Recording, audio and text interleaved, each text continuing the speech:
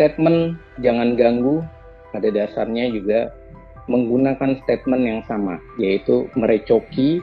Dan kalau dalam KBBI, merecoki itu adalah sebuah bahasa recok dan ada gaduh, dan tentunya ada yang rusuh, dan ini menunjukkan bahwa jangan sampai politik kita, dinamika politik kita adalah politik yang rusuh, ricuh, dan mengganggu dan gaduh.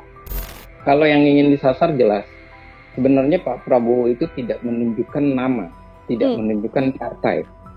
Tapi sudah ada yang dalam tanda kutip ya, bahasa sarkasnya kebakaran jenggot.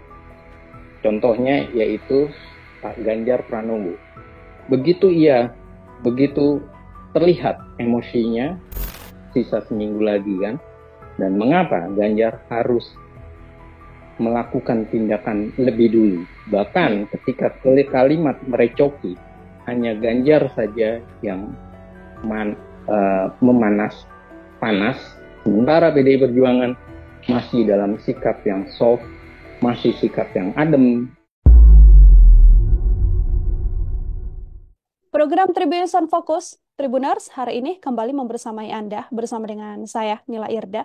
Tribuners di tengah upaya menggalang koalisi pasca Pilpres, Presiden terpilih Prabowo Subianto secara tidak terduga justru menyindir pihak yang tidak ingin bekerja sama secara politik. Dengan lantang Prabowo Subianto ini menegaskan pihak-pihak yang tak mau bekerja sama dengan dirinya ini tidak perlu mengganggu. Dalam pidato di acara Rakornas PAN di Jakarta, Prabowo mengatakan Indonesia sedianya tak bisa dibendung kekuatannya apabila memang para elitnya bisa saling bekerja sama. Lalu apa sedianya makna dari ucapan "jangan ganggu" dari Prabowo ini? Akankah ditujukan pada pihak tertentu yang memang enggan bekerja sama bersama koalisi Prabowo Gibran mendatang? Saya akan membahasnya, Tribuners. Sudah tersambung melalui sambungan Zoom bersama dengan saya, pengamat politik dari Citra Institute, ada Bang Efriza di sambungan Zoom. Bang Efriza, terima kasih banyak sudah bergabung. Terima kasih banyak Mbak Nila Irda untuk On Focus, dan terima kasih untuk Tribun News. Ya, terima kasih juga Bang Efriza menyempatkan waktunya ini berbincang bersama dengan saya dan berdiskusi kembali. Hari ini kita akan membahas bagaimana kemudian statement secara tidak terduga disampaikan oleh Presiden terpilih Prabowo Subianto, seperti itu Bang Efriza, yang mengatakan jangan mengganggu begitu ya, jangan mengganggu situasi politik yang terjadi saat ini. Saya ingin minta pengantar terlebih dahulu melihat statement dari Prabowo ini seperti apa, Bang?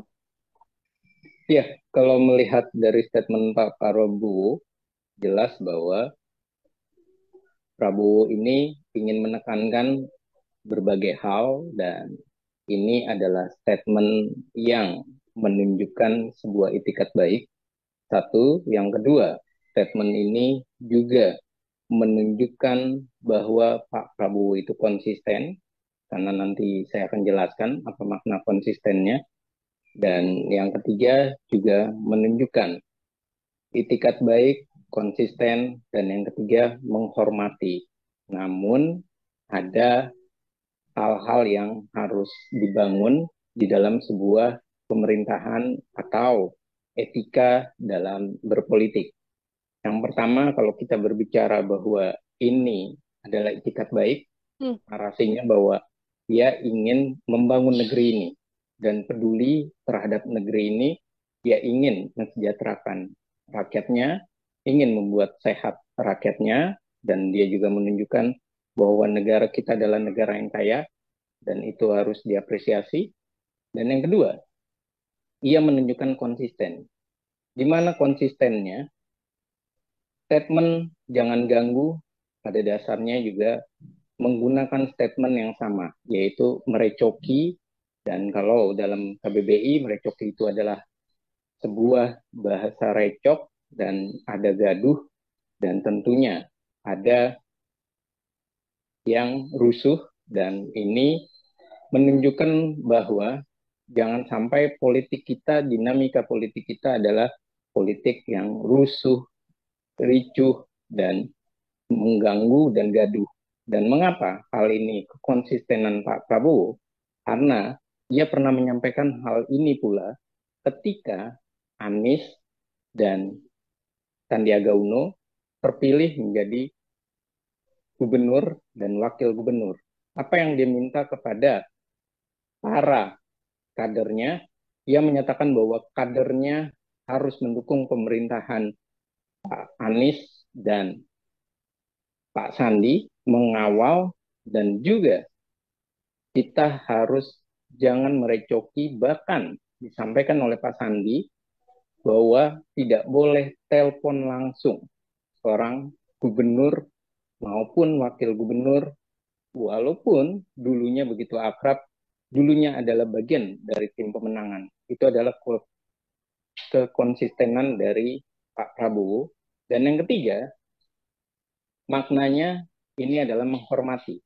Jadi tadi menghormati etika ini adalah makna bahwa Pak Prabowo memang beretika, ia mau menjalin kerjasama, ia mengizinkan kerjasama, tapi ia mengingatkan bahwa jangan merecoki pemerintahan.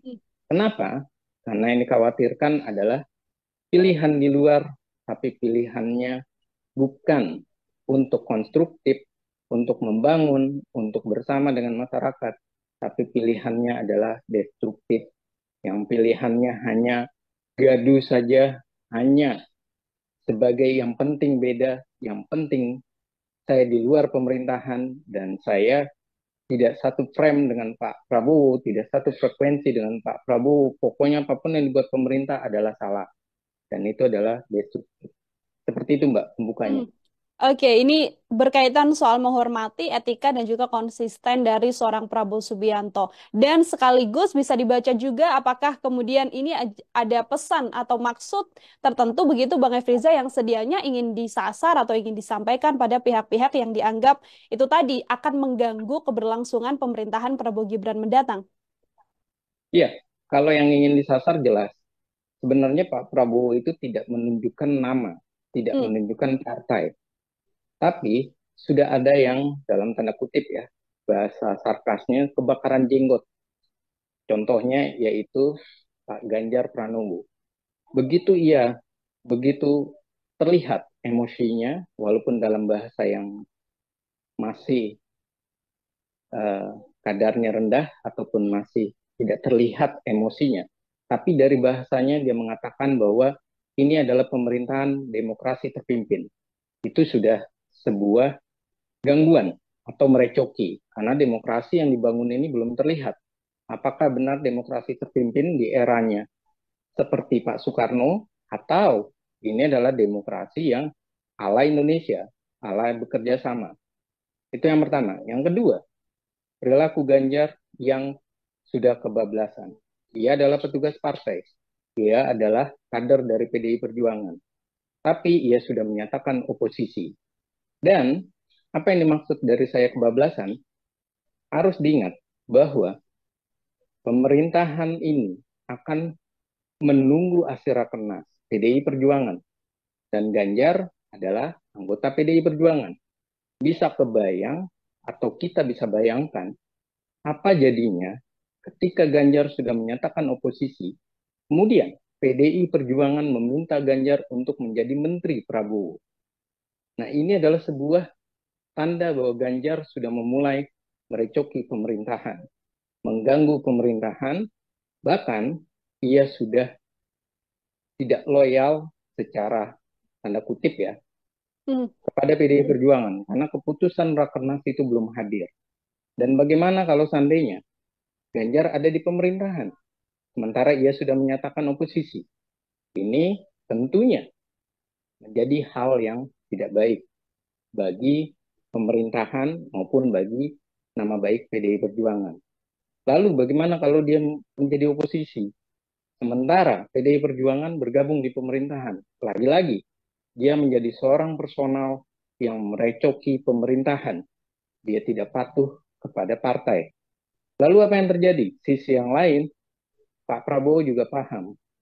Dia khawatir PDI Perjuangan mirip seperti apa yang dilakukan di 2019, 2014 juga, tapi terhadap Pak Jokowi bahwa ia menyatakan sebagai mitra kritis. Padahal ia adalah partai penguasa. Dan mitra kritisnya adalah terlihat bagaimana interpelasi, hak angket, itu dilakukan malah oleh PDI Perjuangan. Bagaimana menteri seperti salah satunya, kita tidak sebut nama ya, inisial aja, Aceh misalnya, dia diusulkan reshuffle. Kemudian Gubernur Lemhanas sekarang waktu itu diusulkan untuk di reshuffle. Kemudian Ibu RS, kemudian masalah soal interpelasi tadi, Ibu Rini Sumarsono misalnya. Nah, ini adalah bukti bahwa PDI Perjuangan waktu itu mitra kritisnya adalah merecoki pemerintahan. Contoh lagi Budi Gunawan. Dan ini adalah contoh-contoh nyata bahwa yang bergabung di pemerintahan tapi sudah terlihat mau oposisi, dari kadernya pun sudah melakukan tindakan yang tidak tepat, tidak pas, belum waktunya. Nah, ini adalah sinyal bahwa bisa merecoki. Beda dengan Pak Anies yang memang non-partai. Jadi, dibedakan antara kader dengan non-partai. Dan saya rasa pesan ini makanya langsung direspon oleh Ganjar. Kenapa langsung direspon? Karena ia yang masih galau, baper, dan masih menunjukkan kurang beretika menghormati Pak Prabowo dengan tidak datang waktu itu ketika penetapan, dengan tidak menghormati, mendahului keputusan Rakernas. Seperti itu, Mbak. Oke, artinya ini berkaitan soal Pak Ganjar juga, Bang Efriza. Ini kan juga Pak Ganjar merespon begitu ya, ucapan dari Prabowo Subianto terkait jangan mengganggu begitu. Justru Pak Ganjar ini memberikan peringatan balik, yang mana beliau mengatakan orang-orang di pemerintahan saja ini juga sudah bisa mengganggu tatanan pemerintah. Saya ingin minta komentar dari Bang Efriza terkait statement dari Ganjar Pranowo ini. Ya, statement dari Pak Ganjar itu satu sisi memang benar bahwa di pemerintahan itu bisa merecoki pemerintahan ketika terjadi tindakan korupsi. Hmm. Namun, yang patut dilihat adalah apakah partainya benar-benar tegas, benar-benar serius, itu adalah kuncinya. Jadi, tidak bisa kita melepaskan bahwa orang yang korupsi, orang yang melakukan tindakan korupsi, ini adalah dianggap merecoki. Tapi harus dilihat tindakan tegas apa yang dilakukan oleh partai. Contoh misalnya, kalau dianggap bahwa membantu pemerintah, merecoki pemerintah, dan tindakan korupsi adalah juga yang di dalam sebuah tindakan yang merecoki pemerintah, padahal ada di dalam pemerintahan, yaitu bisa dilihat dengan kasus Mensos. Bagaimana Mensos PDI Perjuangan ternyata bertindak korupsi. Dan apa yang dilakukan oleh PDI Perjuangan, ternyata ia tidak langsung merespon dengan cepat, bahkan untuk orang-orang yang diminta atau berkinerja buruk untuk diganti, malah PDI Perjuangan tidak. Artinya, yang saya ingin tekankan, apa yang diucapkan oleh Ganjar itu baik, mengingatkan Pak Prabowo, tapi Ganjar lupa bahwa perilaku itu juga adalah perilaku yang dicontohkan oleh PDI Perjuangan, yang tidak bisa mengawasi pemerintahannya sendiri, tidak bisa mengawasi anggotanya, tidak bisa menunjukkan sebagai mitra atau bekerja sama dengan pemerintah yang benar-benar bukan hanya loyal, tapi benar-benar menunjukkan kerja dia memang baik, kerja dia memang terukur, dan ada pengawasannya. Yang hanya ada adalah pengawasan terhadap pemerintah ketika pemerintah dianggap tidak sesuai keinginan PDI Perjuangan. Tapi ketika kadernya bermasalah, dia tidak langsung merespon dan mengganti. Contohnya Yasona Lauli masih tetap dipertahankan hingga 2 periode, yang padahal masyarakat itu menginginkan nama lain. Tapi PDI Perjuangan terkesan tidak ada kader yang terbaik selain nama itu. Nah, ini adalah bentuk bahwa ucapan Ganjar memang baik, ditujukan untuk menasehati Prabowo, tapi sisi yang lain Ganjar lupa bahwa PDI Perjuangan juga melakukan hal yang salah ketika ia bekerja sama. Dan bisa jadi ketika PDI Perjuangan bekerja sama dengan Pak Prabowo, maka Pak Prabowo perlu hati-hati dengan PDI Perjuangan. Karena bisa jadi PDI Perjuangan adalah tadi duri dalam daging. Oke, ini statement dari Ganjar Pranowo yang juga bisa menjadi warning juga seperti itu ya Bang Efriza ya bagi pemerintahan Ya, Prabowo Gibran ke depan. Artinya dengan statement dari Ganjar Pranowo dengan sikap yang sudah ditunjukkan Ganjar Pranowo untuk berada di barisan oposisi, sementara secara partai PDI Perjuangan juga masih belum menentukan sikap. Ini bisa saya sampaikan bahwa ini termasuk salah satu blunder juga dari Ganjar apabila nantinya pada akhirnya PDIP berkemungkinan bergabung dengan koalisi, Bang. iya, ini yang tadi yang saya katakan bahwa bukan hanya blunder, tapi ini adalah sikap tidak langsung perlawanan atau tidak menghormati partai yang Hmm, dilakukan oleh Ganjar Pranowo. Karena kader PDI Perjuangan itu punya nafas, punya darah yang sama, ia harus loyal, dan ia harus menunggu keputusan Rakernas yang akan disampaikan oleh Ibu Ketua Umum. Jadi soal oposisi, soal siapa capres, cawapres, termasuk siapa calon di pilkada, bupati, wali kota, dan gubernur itu adalah haknya, prerogatif dari Ibu Megawati Soekarno Putri yang nantinya diturunkan, diikuti, dipatuhi oleh kader partai. Makanya mereka mengenal petugas partai. Lalu, tingkah laku Ganjar ini bukan sekedar blunder, tapi tingkah laku Ganjar menunjukkan ia adalah kader partai yang bandel. Dalam tanda kutip ya, kalau kita mau hmm, sedikit baik. Kader partai bandel, kader partai yang tidak bisa move on. Karena PDI Perjuangan sudah menyatakan bahwa ia masih menunggu keputusan Rakernas dari PDI Perjuangan yang nanti akan diumumkan oleh Ibu Megawati. Dan kapan itu? Sisa seminggu lagi kan? Dan mengapa Ganjar harus melakukan tindakan lebih dulu? Bahkan hmm, ketika kalimat merecoki, hanya Ganjar saja yang memanas panas, sementara PDI Perjuangan masih dalam sikap yang soft, masih sikap yang adem, masih sikap mempelajari, bahkan untuk pertemuan Ibu Megawati dan Pak Prabowo pun mereka masih menahan diri. Jadi inilah konteks capres kalah yang belum move on. hmm. Oke, ini masih ada waktu 1 minggu lagi artinya kita bisa melihat apa nantinya sikap dari PDI Perjuangan begitu ya. Apakah kemudian akan berada di barisan oposisi atau nantinya ada kemungkinan untuk bergabung bersama dengan koalisi Prabowo Gibran. Kalau kita berbicara koalisi Prabowo Gibran, Bang Efriza, ini kan gencar sekali tim dari koalisi Prabowo Gibran atau bahkan capres terpilihnya sendiri Pak Prabowo ini kan menggaungkan soal bagaimana kemudian rekonsiliasi nasional bisa dilakukan, sejumlah elit-elit partai bisa bergabung menjadi satu, membentuk koalisi dan membangun pemerintahan begitu ya. Dengan statement jangan ganggu yang disampaikan oleh Prabowo Subianto ini. Apakah ini sudah menjadi langkah akhir dari Prabowo Subianto bahwa ia memang sudah berhenti berusaha merangkul pihak-pihak yang berseberangan karena sudah tidak ada jalan lagi untuk bekerja sama atau kalau dari kacamata Bang Efriza seperti apa analisanya, Bang?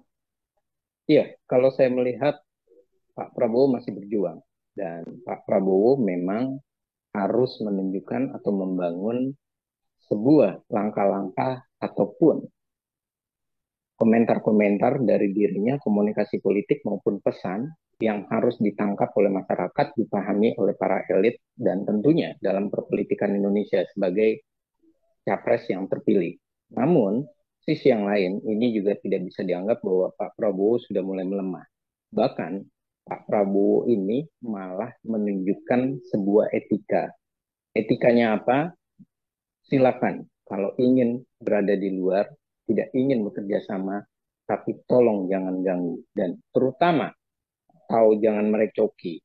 Dan terutama adalah soal makan siang dan minum susu gratis yang menjadi programnya. Dan berikutnya, yang kita lihat bahwa PKS pun masih mencoba untuk hadir, P3 pun masih mencoba untuk bergabung, dan walaupun sudah tidak berada di parlemen, dan kemudian juga PDI Perjuangan masih mengendapkan permasalahan ini. Dan salah satu agenda di Rakernas adalah membicarakan tentang pilihan oposisi atau bersama di pemerintahan. Dan kalau saya melihat apa yang telah dilakukan oleh Pak Prabowo ini adalah sebuah figur seorang pemimpin yang punya visi ke depan, ia bisa berkomunikasi, dan ia tetap menjalin kerjasama. Dan ini adalah sebuah narasi yang saya rasa memang harus didahulukan. Hmm. Jangan sampai Pak Prabowo belum mengingatkan, tiba-tiba ada yang merasa bahwa ia sudah oposisi dan ia menjadi liar. Padahal dirinya hanya sendiri. Padahal dirinya bukan benar-benar mewakili suara partai. Karena ia hanya kader, bukan elit atasnya atau elit pucuk, bahkan bukan ketua umum. Dan saya rasa ini adalah tindakan tepat yang dilakukan Pak Prabowo, dan saya melihat narasi Pak Prabowo saat ini adalah narasi yang memang dibangun semuanya. Selama dia berkompetisi, dia mengalami kekalahan 2 kali, bahkan sebelumnya ada kekalahan di sebagai cawapres. Kemudian, apa yang dilakukan oleh Pak Prabowo? Dia membangun kembali pikirannya, membangun kembali keinginannya, membangun kembali emosinya maupun harapannya maupun semangatnya. Itu semua yang dipadukan. Jadi emosi di sini adalah emosi yang positif ya, untuk menjadi sebuah kekuatan semangat. Jadi saya rasa ini adalah bentuk seorang pemimpin yang sedang ingin menunjukkan bahwa dia punya visi, dia serius, dia punya program kerja, dan dia mau peduli dan mau bekerja untuk masyarakat. Bukan lagi berbicara ketulusan, karena ketulusan Pak Prabowo sudah disampaikan di saat debat cawapres, debat capres dan cawapres, atau debat di kampanye pemilu yang dilakukan oleh kampanye oleh KPU. Dan ini adalah sebuah bukti bahwa ia sudah menunjukkan ketulusannya. Saat ini ia ingin menunjukkan kepemimpinannya, dan kepemimpinan inilah yang dibangun dari narasi-narasinya, bahwa dia membangun misalnya narasi tentang Soekarno tidak boleh dikultuskan. Dia membangun narasi kesejahteraan masyarakat. Ia membangun narasi bahwa ia ingin bekerja sama, rekonsiliasi, membangun bersama. Dan ia juga membangun narasi boleh di luar, tapi jangan merecoki. Itu saya rasa sinyal seorang pemimpin yang punya ketegasan pribadi, punya jiwa kepemimpinan. Bentuk ketegasan dari seorang calon pemimpin di 5 tahun mendatang pemerintahannya. Jadi statement jangan ganggu ini tidak bisa dimaknai juga sebagai statement dalam konotasi negatif ya Bang Efriza ya. Karena ini adalah pesan positif yang ingin disampaikan oleh sosok Prabowo Subianto sendiri. Oke, terakhir dari saya Bang Efriza, ini kan sampai sejauh ini rekonsiliasi masih terus diupayakan oleh Prabowo Gibran begitu ya. Namun kalau kita bisa berbicara pemerintahan ideal Prabowo Gibran dan koalisinya mendatang begitu, ini masih ada dua yang cukup alot. Ini adalah PDIP atau PKS mungkin yang sampai sekarang kan memang masih belum ada keterangan lebih lanjut begitu akan bernaung ke koalisi atau ada di barisan oposisi. Tapi kalau kita lihat Nasdem, PKB ini kan sudah terlihat akan bergabung begitu. Apakah kalau nanti tanpa PDIP ataupun PKS sekalipun ini koalisi dan pemerintahan Prabowo Gibran bisa dibilang sudah cukup kuat Bang untuk nantinya bisa menjadi tameng sejumlah kritik-kritikan dari partai oposisi? Ya, kalau ditanya apakah sudah cukup kuat, saya yakin sangat cukup kuat. Karena secara electoral vote ataupun hasil dari pemilihan masyarakat di dalam pemilihan umum atau electoral supportnya, dan ini sudah mewakili dan sudah besar, jadi rakyat pasti ada di barisan mendukung Pak Prabowo. Tantangannya adalah 100 harinya Pak Prabowo yang ditunggu, 1 tahunnya Pak Prabowo yang ditunggu. Yang kedua adalah ini sudah menunjukkan bahwa Pak Prabowo lebih besar. Karena oposisinya itu kecil, 16, dan PKS juga tidak terlalu besar, tidak sampai 10%. Artinya tidak menuju kepada 30% dari oposisi suaranya. Berikutnya, jelas bahwa militansi PKS itu lebih kepada militansi suara PKS, kemampuan PKS militansinya di pemilihan umum, bukan di panggung ide, panggung gagasan, bukan di panggung perpolitikan nasional yang berbicara tentang apa yang harusnya semestinya dan segala macam. PKS tidak seperti itu. Buktinya ditinggal oleh Demokrat, PKS malah lenyap, hilang. Seperti tidak ada oposisi, padahal masih ada oposisi dari PKS. Dan inilah kelemahan dari PKS. Saya rasa Pak Prabowo juga memahami kalau tidak bekerja sama tidak bermasalah dengan PKS menjadi oposisi. Hanya saja oposisi yang paling berat adalah dari PDI Perjuangan. Mengapa oposisinya ini berat? Karena ada dua nantinya.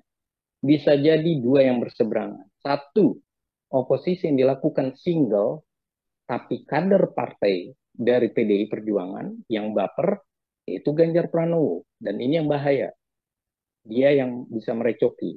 Satu adalah oposisi atas nama partai yang nantinya kalau ada pemilihan strukturisasi bukan lagi Asto Kristianto sebagai sekjen, bisa jadi oposisi PDI Perjuangan adalah oposisi yang baik, oposisi yang konstruktif, tapi yang dikhawatirkan adalah satu orang ini Ganjar.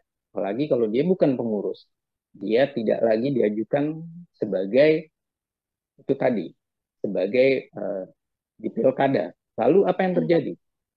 Kalau Pak Ganjar hanya sebagai kader, dia terobsesi 2029, ia bisa jadi yang paling berisik, paling gaduh, paling bawel, dan paling ricuh.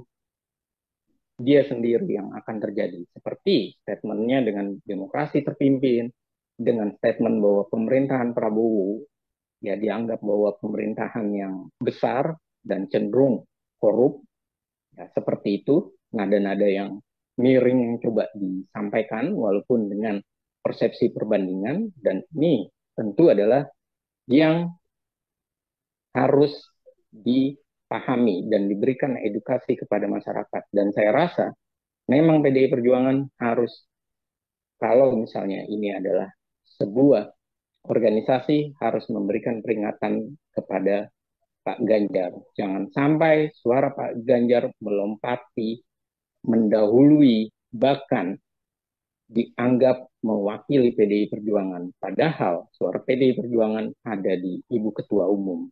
Dan itu harus disimbolkan karena itu adalah ikonnya PDI Perjuangan. Jangan sampai terjadi pergeseran.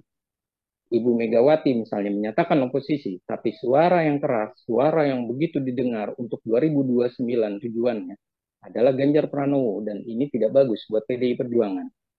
Kecuali kalau Ganjar Pranowo ditaruh sebagai sekjen, dia dididik, dia bersuara atas nama partai, oke. Tapi kalau bersuara atas nama kader, tapi yang paling berisik, paling bawel, dan beda dengan PDI Perjuangan yang soft, maka ini adalah kesalahan terbesar yang dilakukan oleh PDI Perjuangan dengan tidak memberikan peringatan dini kepada Ganjar Pranowo.